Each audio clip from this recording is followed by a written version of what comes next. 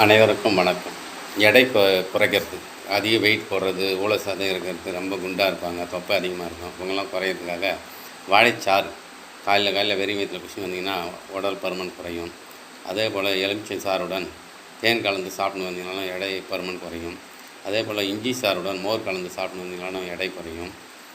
அதே போல் நம்ம நிலத்தில் விதைக்கிற கொள்ளு அவிச்சு சாப்பிட்டோன்னா எடை குறையும். அதே போல் வெள்ளை பூசணிக்காய் 1/4 கிலோ எடுத்து மிக்சியில் அடித்து வெறும் வயிற்றில் காலையில் குடிச்சுக்குவாங்க. எப்பேற்பட்ட சதையும் குறைஞ்சி எடை குறையும். அதே போல் கை கால் எரிச்சல் இருக்குன்றாங்க, அவங்களாம் கற்றாழை சாறுடன் ஜீரகப்பொடி 1 ஸ்பூன் கலந்து எரிச்சல் உள்ள இடத்துல தடவி வந்தோன்னா கை கால் எரிச்சல் குணமாகும். அதே போல் பாகக்காய் இலை அதை அரைச்சி எரிச்சல் உள்ள இடத்துல கை கால் எடுத்து தடவி வந்தாலும் கால் எரிச்சல் குணமாகும். அதே போல் உடம்பில் வெண்புள்ளிகள் அங்கங்கே வெள்ளையாக வருது, அசிங்கமாக இருக்குது, முகத்தில் கை காலில் வருதுன்னு சொல்கிறாங்க, அதெல்லாம் துளசியில் ஒரு 10 எடுத்துங்க, வெள்ளை கரிசலாங்கண்ணி ஒரு 10 இலை எடுத்துங்க. டெய்லி காலை மாலை 2 வேளை 1 வாரத்துக்கு மென்று சாப்பிட்டீங்கன்னா வெண்புள்ளி தானாக மறைந்துவிடும்.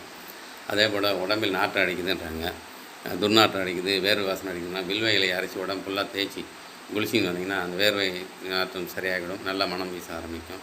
அதே போல் புளியாம்பூ அரைச்சி உடம்பு ஃபுல்லாக தடவி வந்தாலும் அந்த வேர்வை நாற்றம் போகும், நல்ல சுமல் அடிக்க ஆரம்பிச்சிடும்.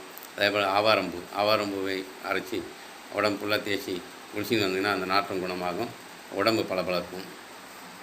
அதே போல் கடுக்காய் 1 டம்ளர் சுட தண்ணி எடுத்துங்க, அதில் 1 ஸ்பூன் கடுக்காய் போட்டு நைட்டில் தூங்க போகிறதுக்கு முன்னே 1/2 மணி நேரத்துக்கு முன்னே குடிச்சிட்டு வாங்க. மாதத்தில் 2 நாள் குடிச்சுக்குவாங்க, மலச்சிக்கல் சரியாகும், வயிற்றில் இருக்கிற கட்டுக்கெல்லாம் கழிவுலாம் நீர் எல்லாம் வெளியேறிவிடும். அடிக்கடி தலைவலி வருதுன்னா ஒரு 4 ஏலக்காய் மென்று சாப்பிடுங்க, அப்போதைக்கு தலைவலி நின்றுவிடும்.